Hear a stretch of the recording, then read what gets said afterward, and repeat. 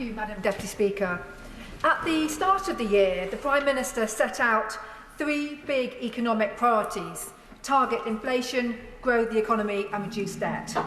The Chancellor in this budget has set the scene for how we make these priorities succeed. I believe this budget has shown vision and pragmatism which will help people and businesses in the 2 cities. Madam Deputy Speaker, households, as always, are at the forefront of the government's priorities, so I'm delighted to hear the energy price guarantee is to be extended to keep the average cost of energy bills at £2,500 for a further 3 months. Maintaining this support will save households hundreds of pounds over the coming months, preventing millions of families from falling into fuel poverty.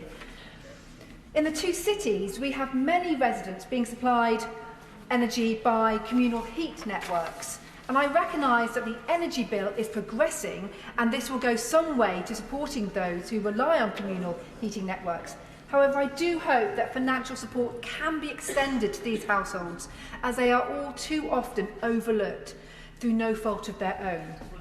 And I would also suggest that the hospitality sector, I know, welcomes the Brexit pub guarantee, but they do still remain concerned about their energy costs for their businesses like restaurants and pubs, which are such a huge sector for the West End and across my constituency. This budget does so much and goes a long way to boost employment. Rebooting the benefits system to support people back into work is something I particularly welcome. This budget includes the biggest reform to the welfare system in a decade, which will now mean that disabled and long-term sick people can work without the worry of losing out. This is important for several reasons, but principally among them is that in the real world, people's ability to work isn't as binary as the current system implies. I've seen this firsthand in the Fair Shot Café in Covent Garden, run by Bianca Tavella, who's supporting young people with learning disabilities getting back into the workplace, and it makes a huge difference to the individual and their families. I also welcome the measures to support for children in care and as they enter working age, as well as helping job seekers into decent jobs with decent wages. Here, I believe the Chancellor is right, that we are removing the barriers that we can, with reform which strengthens our society as well as strengthens our economy. And building on this point, changes to childcare is something which will have a real impact on people's lives in the 2 cities. And I'd like to take this opportunity to congratulate my honourable friend, the member for Stroud, and also my honourable friend, the member for East Surrey, who have really driven this through and got it over the line.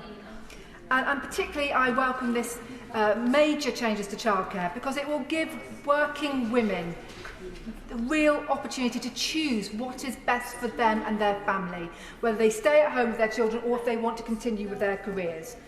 And not least because now parents will be afforded 30 hours of free childcare from as early as 9 months until their child's 4th birthday.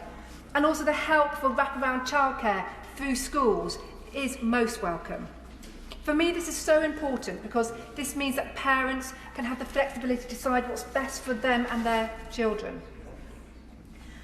Madam Deputy Speaker, I also believe that the Chancellor has also produced a sensible and pragmatic approach to business taxation. For the 2 cities, this is incredibly important. And as a Conservative, I recognise the value of competitive tax regimes, and I understand the value of pro-business, pro-enterprise governments. So announcements on simplifying the tax system for small and medium-sized businesses are something I'm glad to hear. However, I must take this opportunity to once again make a plea for the return of VAT-free shopping for overseas visitors. Returning this will be a massive boost, not just to London and particularly to my constituency, but it will have a massive knock-on effect for jobs and businesses across the United Kingdom. And I know I've spoken to the Chancellor about this specifically, and I know that he is looking at it, but I really do hope that we will have an announcement sooner rather than later, because the benefit it has for the whole country is so important. Madam Deputy Speaker, having said that, I do look forward to the review of taxes paid by smaller businesses and the consultation to expand the cash basis, as well as measures to simplify customs imports and export processes for small businesses. And while I welcome all of this, I would also urge the Government to keep tax simplification as an ongoing priority for the Government. But in conclusion, Madam Deputy Speaker, despite enormous global challenges, the UK economy is proving the doubters wrong. Far from entering a technical recession this year, this Government is stimulating growth, supporting hard-working families and looking forward with a powerful vision for this country.